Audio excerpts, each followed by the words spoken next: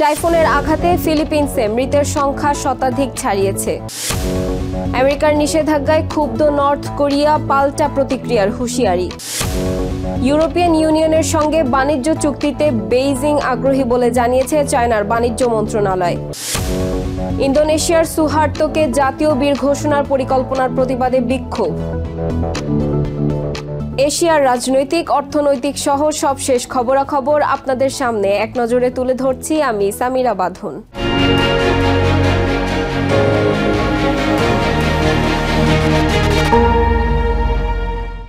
ফিলিপিন্সের typhoon ক্যালমেইগির তাণ্ডবে মৃতের সংখ্যা বেড়ে 114 জনে দাঁড়িয়েছে।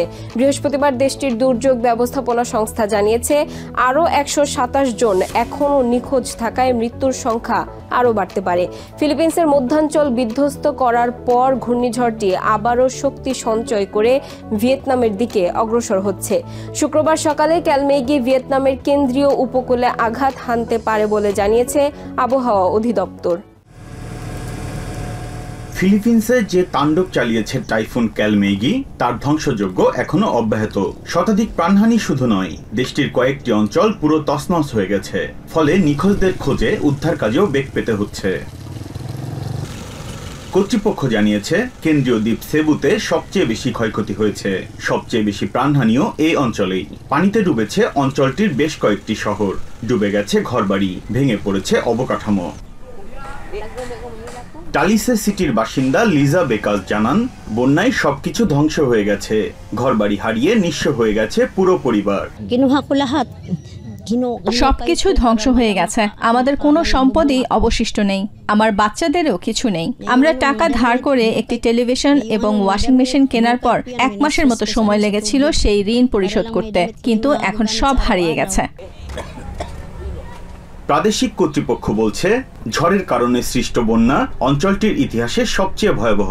বন্যা পরবর্তী পরিস্থিতিতে সবচেয়ে বড় চ্যালেঞ্জ নিখোঁজদের খোঁজা, ধ্বংসস্তূপ সরানো ও খাদ্য সহায়তা। দেশটির দুর্যোগ ব্যবস্থাপনা সংস্থা জানিয়েছে প্রায় 400,000 বাসিন্দাকে নিরাপদ স্থানে সরিয়ে নেওয়া হয়েছে। এদিকে ঘূর্ণিঝড় ক্যালমেইগি আবারও শক্তি সঞ্চয় করে ভিয়েতনামের দিকে অগ্রসর হচ্ছে। দুর্যোগ মোকাবেলায় দেশটির জিয়ালাই প্রদেশ সহ কয়েকটি অঞ্চলে এরই মধ্যে 350,000 মানুষকে নিরাপদ স্থানে সরিয়ে নেওয়া হয়েছে। বন্যায় ফসলি জমি নষ্ট হয়ে যাওয়ার আশঙ্কা করছেন দেশটির কৃষকরা।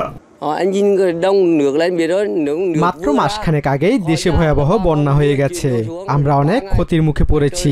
নতুন করে বন্যা হলে আমাদের সব ফসলি জমি নষ্ট হয়ে যাবে, হয়তো না খেয়ে দিন কাটাতে হবে।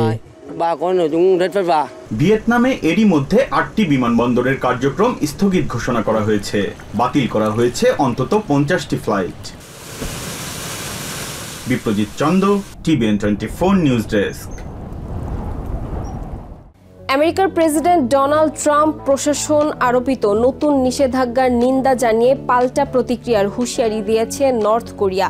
দেশটির রাষ্ট্রীয় সংবাদ মাধ্যম KCNA বৃহস্পতিবার এ তথ্য জানায়। আমেরিকার ট্রেজারি ডিপার্টমেন্ট সম্প্রতি নর্থ কোরিয়ার 8 ব্যক্তি ও 2টি প্রতিষ্ঠানকে নিষেধাজ্ঞার আওতায় এনেছে।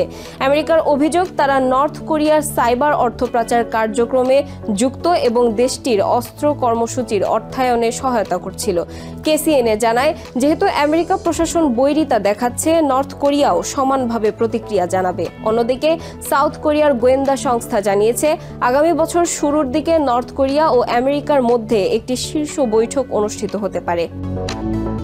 ইউরোপিয়ান ইউনিয়নের সঙ্গে বিভিন্ন বাণিজ্য চুক্তি সম্ভাবনা খতিয়ে দেখছে চায়না। বৃহস্পতিবার দেশটির বাণিজ্য মন্ত্রণালয় এক সংবাদ সম্মেলনে একথা জানান। বাণিজ্য মন্ত্রণালয়ের মুখপাত্র হে ইয়াডং জানান, অর্থনীতি ও বাণিজ্যের ক্ষেত্রে চায়না ও EU এর মাঝে স্বার্থ সংশ্লিষ্ট উল্লেখযোগ্য সহযোগিতার সম্ভাবনা রয়েছে। এর আগে গত মঙ্গলবার বেইজিংয়ে অনুষ্ঠিত এস্তোনিয়ার পররাষ্ট্রমন্ত্রী মার্গুস সাহকানার সঙ্গে বৈঠকের পরই চায়নার পররাষ্ট্রমন্ত্রী এ বক্তব্য দিলেন। চায়না বর্তমানে উচ্চ পর্যায়ে উন্মুক্তকরণ নীতি বাস্তবায়নে কাজ করছে এবং আন্তর্জাতিক মানসম্পন্ন অর্থনৈতিক ও বাণিজ্যিক নিয়মের সঙ্গে নিজেদের সামঞ্জস্যপূর্ণ করে তুলছে। চায়না EU এর সঙ্গে পারস্পরিক সহযোগিতা আরো গভীর করতে চায়। দুই পক্ষের মাঝে বিনিয়োগ উদারীকরণ ও সহজীকরণ বাড়াতে চায়না প্রতিশ্রুতিবদ্ধ। ইন্দোনেশিয়ার প্রয়াত প্রেসিডেন্ট সুহার্তোকে জাতীয় বীর উপাধি দেওয়ার সরকারি পরিকল্পনা করা হয়েছে। এর প্রতিবাদে বৃহস্পতিবার জাকার্তায় শতাধিক মানুষ এই সিদ্ধান্তের বিরোধিতা করে বিক্ষোভ সমাবেশ করেছে। বিক্ষোভকারীদের মাঝে ছিলেন অ্যামনেস্টি ইন্টারন্যাশনাল ও ইন্দোনেশিয়ার মানবাধিকার সংগঠন কন্ট্রাসের সদস্যসহ সুহার্তোর শাসনামলে আন্দোলনে নিহতদের পরিবার ও সাবেক ছাত্র নেতারা। 1998 সালে তীব্র গণবিক্ষোভ ও দাঙ্গায় 1200 মানুষ নিহত হবার পর ক্ষমতা ছাড়তে বাধ্য হন প্রেসিডেন্ট সুহার্তো। আগামী 10 নভেম্বর সুহার্তোকে জাতীয় বীরের মর্যাদা দেওয়ার চূড়ান্ত ঘোষণা দেওয়ার আগেই তারা প্রেসিডেন্ট প্রাসাদের কাছে সমবেত হয়ে সরকারি পরিকল্পনার বিরোধিতা করেন। ইন্দোনেশিয়ার সামাজিক ও সাংস্কৃতিক মন্ত্রণালয় এ বছর 48 জনকে জাতীয় বীর উপাধিতে ভূষিত করার পরিকল্পনা প্রস্তাব করা হয়েছে। এর মধ্যে সাবেক স্বৈরাচারী প্রেসিডেন্ট সুহার্তো আছেন, যিনি আবার বর্তমান প্রেসিডেন্ট প্রাবো সুবিয়ান্তোর শ্বশুর।